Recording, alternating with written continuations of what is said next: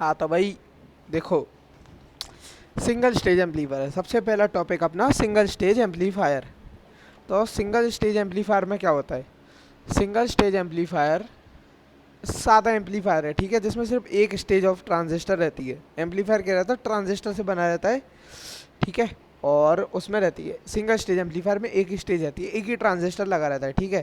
तो एक ट्रांजिस्टर लगे होने की वजह से उसका जो गेन हमें मिलता है एम्पलीफायर का वर्क होता है, क्या कहते हैं उसको, वो क्या कहते हैं, बढ़ाना, फ्रिक्वेंसी बढ़ाना, गेन।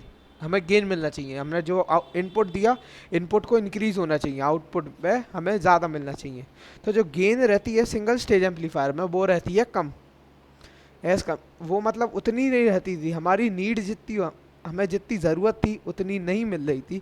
इस वजह से हमने बनाया मल्टी स्टेज एम्पलीफायर। तो मल्टी स्टेज एम्पलीफायर क्या होता है? Multi stage amplifier is the electronic amplifier consisting of two or more single stage amplifiers connected together। Multi stage amplifier क्या है? इसमें दो या दो से ज़्यादा सिंगल स्टेज एम्पलीफायर्स को आपस में कनेक्ट कर दिया जाता है। आपस में कनेक्ट कर दिया जाता है कैस्केड फॉर्म में, CSCAD, कैस्केड फॉर्म्स, ठीक है। कैस्केड फॉर्म में कनेक्ट कर दिया जाता है यूजिंग कपलिंग टेक्निक्स। अलग अलग कपलिंग टेक्निक्स रहती है, मेनली 3।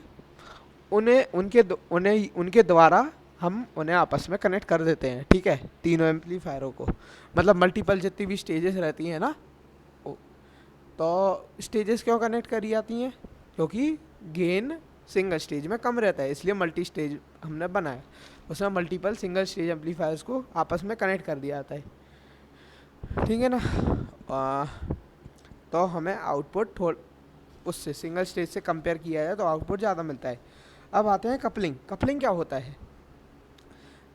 जब भी ये एम्पलीफायर को कैस्केड फॉर्म में कनेक्ट कर दिया है, whenever amplifiers are connected in cascade form और single stage amplifier, single stages of amplifier, multiple single stages of amplifier are connected in cascade form, we need to use coupling।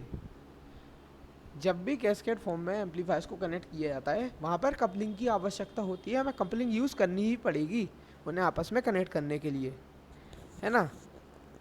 और to connect one stage to another coupling is used. एक stage को दूसरी stage से connect करने के लिए coupling का इस्तेमाल किया जाता है। To transfer AC signal from one stage to another, एक स्टेज से दूसरी स्टेज पे ट्रांसफ़र करने के लिए कपलिंग का इस्तेमाल किया जाता है, ठीक है ना। और कपलिंग डिवाइस का यूज़ किया जाता है, कपलिंग या कपलिंग डिवाइस जो बोलना बोल लो, है ना। अब types of coupling. Coupling mainly 3 types की होती हैं, 3 types. RC coupling, transformer coupling, direct coupling. RC coupling क्या होता है? RC कपलिंग क्या होता है बताओ भाई।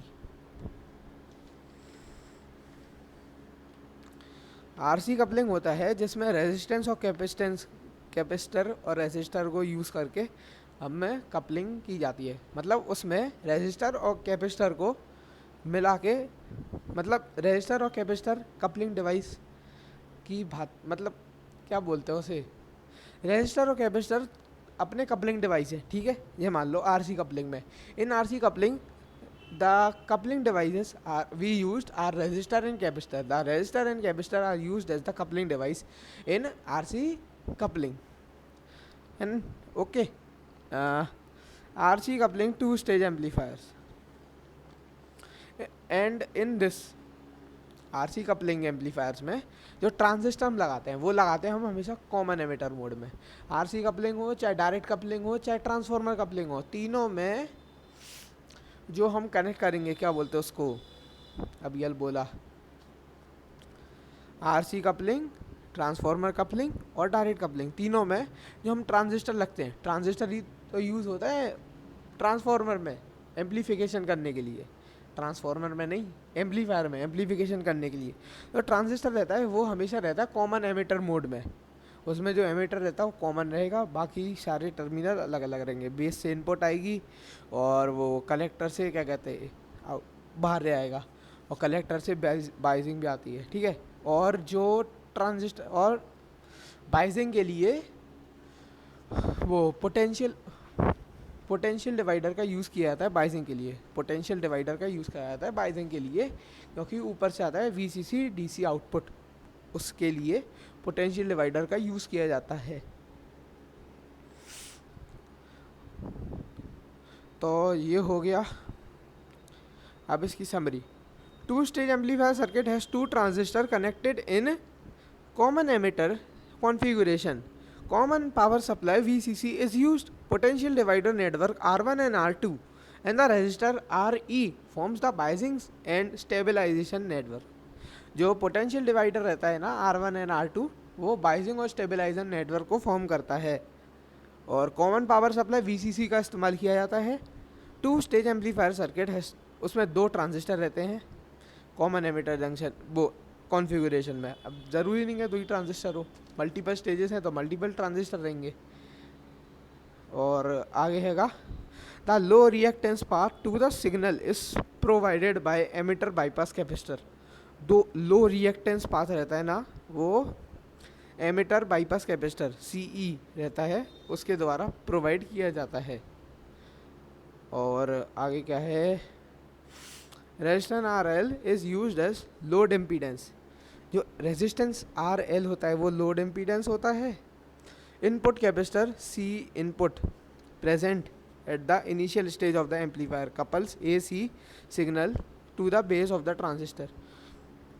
जो इनपुट कैपेसिटर रहता है ना, C इनपुट, CIN बोल सकते हैं, वो इनिशियल स्टेज ऑफ एम्पलीफायर की जो इनिशियल स्टेज, जो स्टार्टिंग स्टेज रहती है, जैसे AC सिग्नल आया तो सबसे पहले ही लगा रहता है वो, तो वो ही जो रहता है वो कपलिंग प्रोवाइड करता है। ठीक है, कपलिंग कैपेसिटर बोला जाता है उसे। वो दो स्टेजेस को आपस में कनेक्ट करता है। और DC interference between the stages के बीच में DC, जो DC सप्लाई आती है उसको वो इंटरफेयर ना करे, इसलिए कैपेसिटर यूज़ करते हैं, क्योंकि कैपेसिटर उसको ब्लॉक करता है, उसे निकलने ही नहीं देगा, तो उसे DC को इंटरफेयर नहीं करने देगा। DC का काम है बाइजिंग करना, बस उतना ही रहेगा, उसे इंटरफेयर करने नहीं देगा। Control the shift of the operating point. Operation of RC coupled amplifier, अब इसका ऑपरेशन भी देख लो, मतलब वर्किंग, ये तो कंस्ट्रक्शन वगैरह हो गया, अब वर्किंग पे आते हैं। Supply voltage is been applied to the base of T1 transistor. Supply voltage जो रहती है ना, वोल्टेज AC सर क्या बोलते हैं, AC करंट या फिर AC इनपुट बोल दो, है ना, ऑल्टरनेटिंग करंट, वो सप्लाई वोल्टेज हमारी सप्लाई इनपुट है, उसको अप्लाई किया जाता है ट्रांजिस्टर पर, बेस ऑफ द ट्रांजिस्टर के बेस पर। ठीक है, फर्स्ट ट्रांजिस्टर के बेस पर। कपलिंग कैपेसिटर का यूज़ करते हुए, कपलिंग कैपेसिटर जो स्टार्टिंग में लगा रहता है, the amplified signal of T1, पहला जो ट्रांजिस्टर लगा उसे लिखेंगे T1, और अगला आगे वाला ट्रांजिस्टर सेकंड स्टेज का ट्रांजिस्टर रहता है ना, सिंगल स्टेज का, उसे बोलेंगे T2। ठीक है, तो T1 से जो आउटपुट निकलेगा उसको T2 के इनपुट पर देने के लिए वर्क कर, अपना क्या कहते हैं, कपलिंग कैपेसिटर वर्क करता है। ठीक है ना, और वो कपलिंग कैपेसिटर जो आउटपुट आया T1 से उसको T2 के बेस पर अप्लाई कर देता है as an input. The T2 transistor amplifies this signal and bypasses DC signals. जो DC सिग्नल्स आते हैं उन्हें बाईपास कर देता है ना। बाईपास कैसे करता है, लोड इम्पीडेंस RL जो रहता है, कैपेसिटर रहता है ना, RL वो छोड़ो, कैपेसिटर रहता है ना, कैपेसिटर उसको बाईपास कर देता है, कपलिंग कैपेसिटर उसको बाईपास कर देता है, सीधी सीधी बात। और फिर क्या है, बस आउटपुट वोल्टेज लोड पे आउटपुट वोल्टेज हम प्राप्त कर लेते हैं।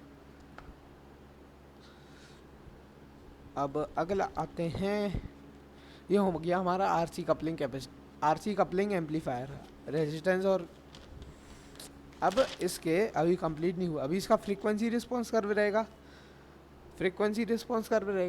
वो तो बुक में रहेगा, इसमें कोई क्या मतलब कहाँ से आ जाएगा।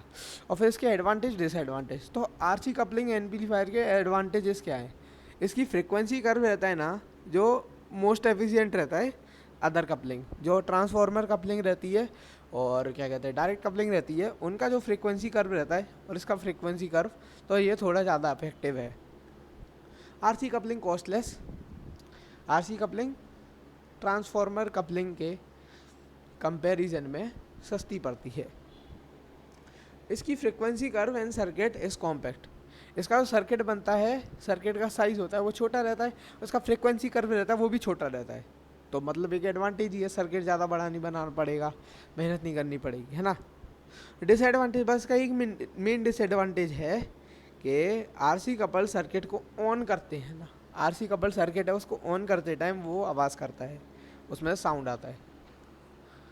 अब इसके application of RC coupling, tape recorder में यूज़ होता है आरसी कपलिंग, और पब्लिक एड्रेस सिस्टम में यूज़ होता है RC coupling. Public address system power amplifier हो गया अपना, जिसमें क्या कहते हैं साउंड को भेजते हैं, साउंड इलेक्ट्रिकल में कन्वर्ट हो जाए, फिर वो इलेक्ट्रिकल एनर्जी एम्पलीफाई होती है और फिर वो वापस आउटपुट पे हमें साउंड की तरह मिलती है। और फिर रेडियो रिसीवर, टेलीविज़न रिसीवर, ठीक है। तो ये हो गया हमारा आरसी कपलिंग।